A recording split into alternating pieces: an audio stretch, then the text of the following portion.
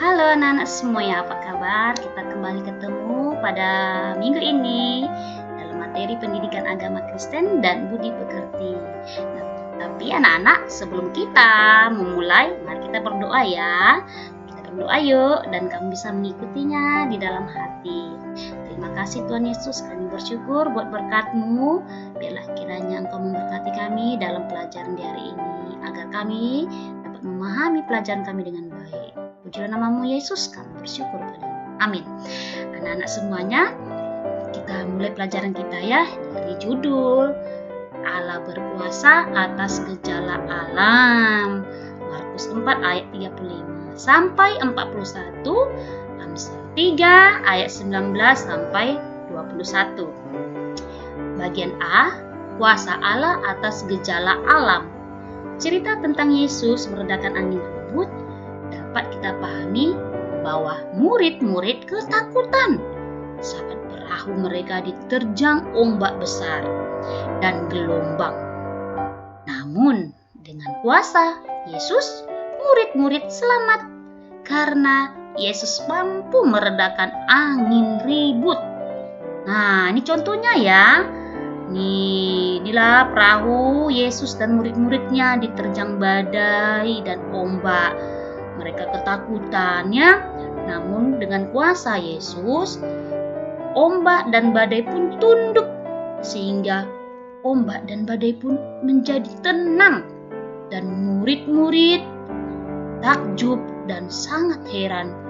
Ternyata alam pun tunduk pada kuasa Yesus. Nah, kita lihat lagi yang berikutnya ya nak ya, yaitu di Indonesia sering terjadi gempa bumi dan gunung meletus karena Indonesia berada di antara dua benua dan dua samudera ya, dua samudera.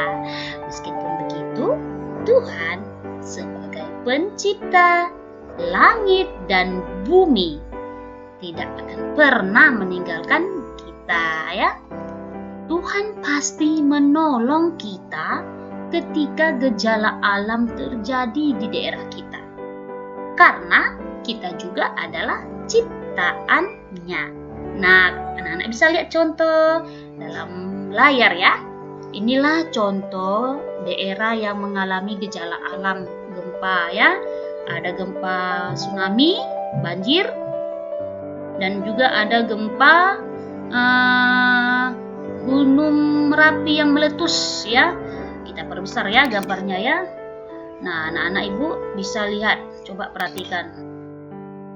Nah, ibu perbesar gambarnya nih. Inilah dia situasi gempa itu nak ya. Nah, seorang ibu menggendong anaknya dalam situasi banjir ya. Ini gunung meletus ya. Dan ini gempa sehingga banyak reruntuhan. Nah, namun semuanya itu tetap Tuhan tolong ya. Tuhan tidak pernah meninggalkan umatnya. Nah, Tuhan pasti menolong ketika kita meminta pertolongan. Nah, untuk itu anak-anak kita masuk ke bagian B ya. Siaga bencana. Amsal 3 ayat 19 sampai 20 mengatakan bahwa Allah menghendaki kita manusia agar berpengertian dan memiliki pengetahuan dan pengertiannya. Nah, maka selain berdoa ketika gejala alam terjadi, kita harus mencari tahu untuk mengurangi dampak bahayanya. Jika kita percaya bahwa Tuhan berkuasa atas gejala alam, kita telah siap siaga hadapi gejala alam ya. Kekhawatiran kita akan hilang sebab Tuhan beserta kita. Nah, bagaimana caranya kita sebagai manusia yang mempunyai akal dan pengetahuan mengurangi dampak bahaya gejala alam? Yaitu lihat pada contoh pada gambar ini nak ya. Ibu perbesar ya. Ibu perbesar biar jelas, kamu bisa perhatikan pada layar ini. Nah, seorang anak mengambil tindakan untuk bersembunyi di bawah meja karena terjadinya getaran. Kenapa dia berada di bawah meja? Sebab ketika getaran terjadi tentu ada benda yang terjatuh dari atas. Karena bahaya benda itu akan menimpa kita dan bisa melukai kita, maka kita harus mengambil tindakan yang bagaimana untuk melindungi benturan yang terjadi pada tubuh kita. Segeralah bersembunyi di bawah meja yang kuat dan kokoh ya, untuk mengurangi dampak bahayanya gejala alam tadi. Oke, nah ini salah satu contoh ya nak ya. Nah, salah satu contoh ya. Nah, jadi anak-anak semua, ketika alam menunjukkan bersahabatan dengan kita sebagai manusia yang berpengertian harus mencari pengetahuan bagaimana cara untuk menghindari atau mengurangi dampak bahayanya. Oke, anak-anak ibu semua paham? Nah, Tuhan tetap menolong kita sebab kita juga adalah ciptaannya ya.